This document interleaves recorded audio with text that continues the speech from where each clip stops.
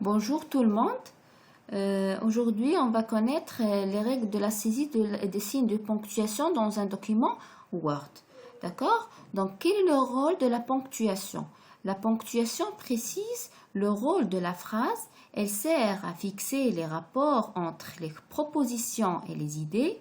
D'autre part, elle sert à marquer à l'aide de signes les pauses, les inflexions de la voix dans la lecture. Donc, quelles sont ces règles ou les règles de la saisie des signes de ponctuation dans un document Word? On va diviser les signes de ponctuation en deux groupes. Le premier groupe contient le point, la virgule, les 3 points de suspension.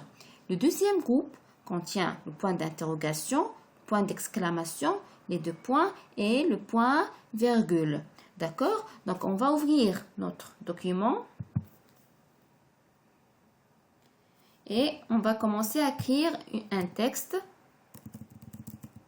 Donc, par exemple, je vais écrire « Je suis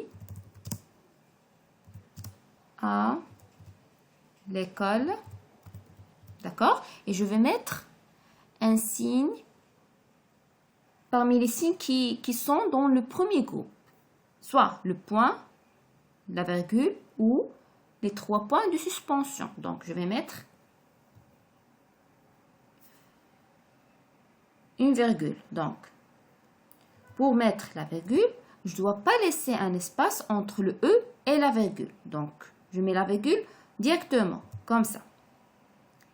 Et après la virgule, si je veux continuer à écrire une autre phrase ou continuer à écrire un autre mot, je dois laisser un espace. D'accord? Et je continue à écrire. D'accord? Sinon, si je n'ai pas laissé un espace après le point, après la virgule ou le point ou les 3 points de suspension,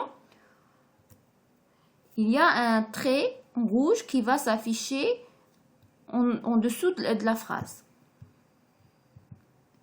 et qui montre qu'il y a une faute. D'accord? Donc, je ne dois pas laisser un espace après la virgule ou le point ou les 3 points de suspension. D'accord?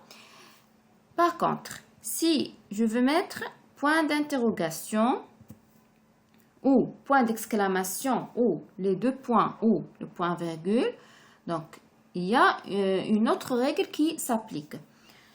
Donc cette règle montre que je dois laisser un espace avant le signe et un espace après le signe. Donc, on a ici 2 espaces. Donc, je dois laisser un espace, puis je mets point d'interrogation et après, il y a un autre espace et je continue mon travail. Voilà. Et cette règle s'applique sur le point d'interrogation, point d'exclamation, les 2 points et le point virgule.